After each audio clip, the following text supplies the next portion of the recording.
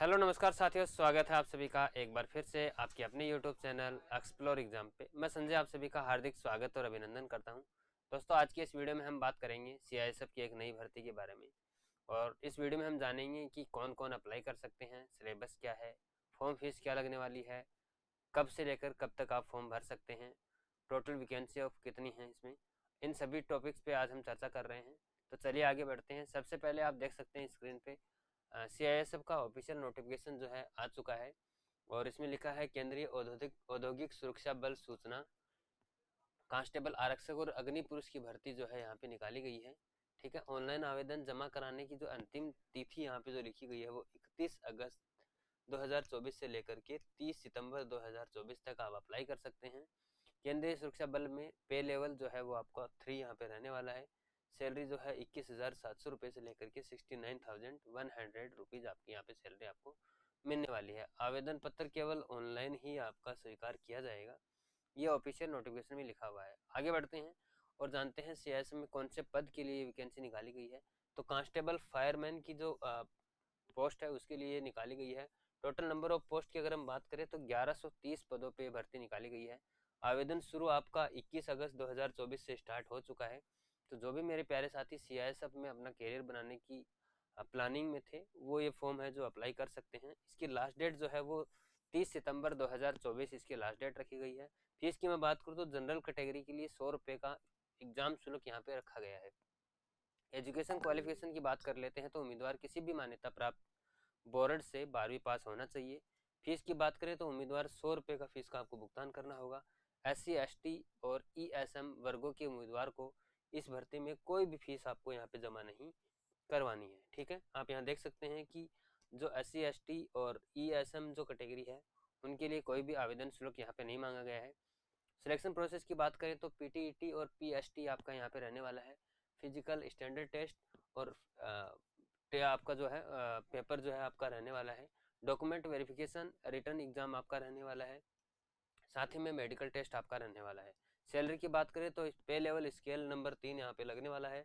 21,700 रुपये से लेकर के 69,100 प्लस लागू जितने भी भत्ते आपके होंगे, TA DA जो हो गया वो आपको यहाँ पे अलाउंसेज मिलने वाले हैं। आयु सीमा की बात कर लेते हैं। उम्मीदवार की आयु 30 सितंबर 2024 को 18 से लेकर के 30 वर्ष के मध्य में होनी चाहिए। ठीक है, और आरक्षित वर्गों उम्मीदवारों को अधिकतम आयु सीमा में केंद्र सरकार के नियमों के अनुसार अतिरिक्त छूट आपकी यहाँ पे दी जाएगी। आगे बढ़ते हैं, जानते हैं कि कौन कौन से राज्य में कितनी वैकेंसीज पे निकाली गई है। तो अंडमान निकोबार संपूर्ण राज्य जो है, अंडमान निकोबार पूरा राज्य जो है उसके लिए आरक्षित और बाकी जो कैटेगरी जैसे अनारक्षित वर्ग में 0 वैकेंसी है, AWS में 0 है, अनुसूचित जाति अनुसूचित जनजाति और उनमें मतलब आप ये समझ सकते हैं कि अंडमान निकोबार में कोई भी वैकेंसी नहीं है, किसी की कोई भी पद यहाँ पे नहीं दिया गया है। आंध्र प्रदेश की हम बात कर लेते हैं तो आरक्षित वर्ग जो है उसके लिए 11। टोटल नंबर ऑफ बात करें तो 27 पदों के लिए भर्ती जो है आंध्र प्रदेश में पोस्टिंग की जाएगी। अरुणाचल प्रदेश की बात करें तो यहाँ पे आपका 15 वैकेंसी हैं। वहीं आंध्र प्रदेश के नक्सल और आतंकवाद जो एरिया है उसके लिए 5 पदों पर भर्ती निकाली गई है। असम की बात करें तो टोटल 164 पदों पे है। तो असम राज्य में 164 पदों पे भर्ती की जाएगी। बिहार की बात करें तो 56 पद, छत्तीसगढ़ की बात करें तो 14 और चंडीगढ़ में कोई भी पद नहीं है। साथ ही में छत्तीसगढ़ का जो नक्सलवाद एरिया जो है आपका आता है और नक्सल और आतंकवाद का जो एरिया आता है वहाँ पे 41 पदों पे निकाली गई है। साथ में दादर नगर हवेली और दमन दीप में कोई भी वैकेंसी नहीं है। दिल्ली की मैं बात करूं तो 9 टोटल वैकेंसी हैं। कैटेगरीज वाइज अलग अलग आपकी यहाँ दी गई हैं, तो आप यहाँ देख सकते हैं। बाकी इसका जो फुल नोटिफिकेशन जो लिंक है वो मैं डिस्क्रिप्शन में मेंशन कर दूंगा, तो आप वहाँ पे जा करके ये पूरा नोटिफिकेशन भी डाउनलोड कर सकते हैं। वहीं बात करें आगे हम तो यहाँ पे गुजरात के लिए 1 वैकेंसी है। हरियाणा के लिए बात करें तो 32 वैकेंसी हैं टोटल। और आगे हम बात करते हैं, ये कहाँ, गुजरात के लिए 32, गोवा के लिए 1 है, हरियाणा के लिए 14 वैकेंसी हैं। आगे हम बढ़ते हैं, हिमाचल प्रदेश के लिए 4 पदों पे है और जम्मू एंड कश्मीर के लिए 65 पदों पे भर्ती निकाली गई है। साथ ही में झारखंड राज्य जो है उसमें 18 और झारखंड में जो नक्सल और आतंकवाद वाला क्षेत्र है उसके लिए 29 पदों पे भर्ती निकाली गई है। आगे बढ़ते हैं कर्नाटक में, तो कर्नाटक में 33 और आगे हम बात करें केरल में 18 और नक्सल वाला जो आतंकवाद वाला एरिया है उसके लिए 19 पद यहाँ पे निकाले गए हैं। साथ में लद्दाख के लिए 1 पद है और लक्षद्वीप जो है यूनियन टेरिटरी, उसके लिए कोई भी पद यहाँ पे स्वीकृत नहीं किया गया है। आगे बढ़ते हैं, मध्य प्रदेश में 39 पद हैं और नक्सल और आतंकवाद वाले एरिया उसके लिए 17 पदों पे भी निकाली गई है। महाराष्ट्र की बात करें तो 61 और नक्सल और आतंकवाद वाले के लिए 11 पद यहाँ पे निकाले गए हैं। मणिपुर में टोटल 16, मेघालय में 22, मिजोरम में 8, नागालैंड में 15 और नक्सल वाला जो एरिया है नागालैंड में वहाँ पे 23 जो है आपके 41 पदों पे निकाली गई है। ओडिशा में, संपूर्ण ओडिशा राज्य की बात करें तो 23, पंडुचेरी में 1 पद है, पंजाब में 15 और राजस्थान में 37 पद यहाँ पे निकाले गए हैं। ऐसे करके कुल टोटल अगर हम बात करें वैकेंसीज की, उत्तर प्रदेश में 108 हैं और कुल टोटल अगर बात करें तो 1130 पद जो है यहाँ पे आपके टोटल पदों पे भर्ती निकाली गई है।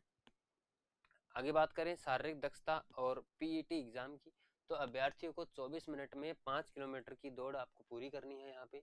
तो जो भी साथी ये फार्म अप्लाई कर रहे हैं वो अपनी तैयारी अभी से स्टार्ट कर दें। शारीरिक मानक परीक्षा की अगर हम बात करें तो मैंने कि दौड़ के अलावा जो भी मापदंड रहते हैं उनकी अगर हम बात करें तो उनके लिए हाइट जो है यहाँ पे मांगी गई है 170 और सीना अगर बात करूँ तो 80 से लेकर के 85 यानी कि 5 फुलाव सेमी के साथ आपको आपका होना चाहिए।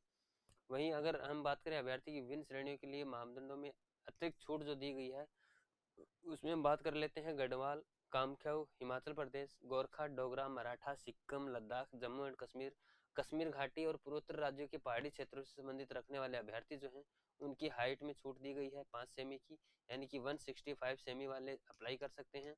साथ ही में सीने की अगर हम बात करें तो 78 से लेकर के 83 फुलाव यानी कि 5 सेमी फुलाव के साथ आप यहाँ पे ये आवेदन कर सकते हैं। मिजो और जो नागा क्षेत्र है, ट्राइबल अथवा आदिवासी जो संबंधित आदिवासी से संबंध रखते हैं उनके लिए अतिरिक्त और छूट दी गई है।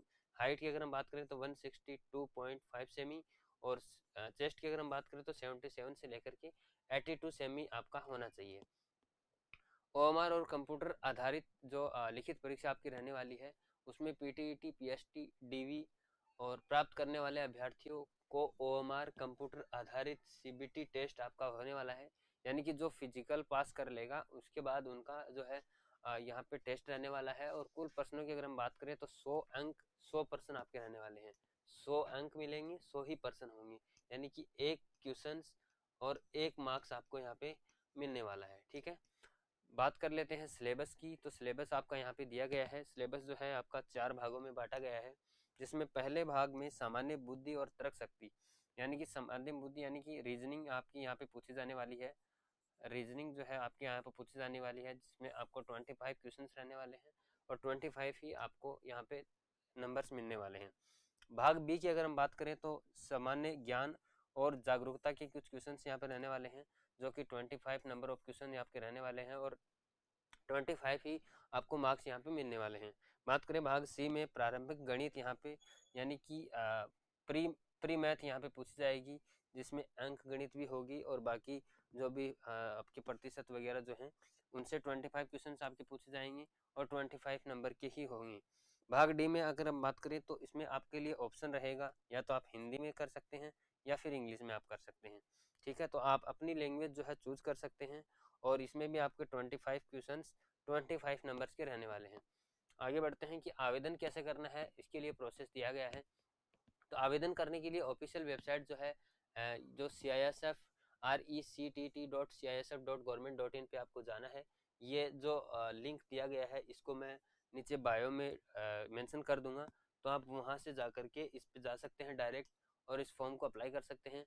केंद्रीय औद्योगिक सुरक्षा बल ऑनलाइन फॉर्म लिंक पर क्लिक आपको करना है, सभी डिटेल्स दर्ज करनी है, फीस का भुगतान करके फॉर्म को सबमिट कर देना है और आगे की ज़रूरत यानी कि डॉक्यूमेंट वेरिफिकेशन के समय ज़रूरत पड़ेगी तो आप इस फॉर्म का जो है प्रिंट आउट अपने पास अवश्य रखें।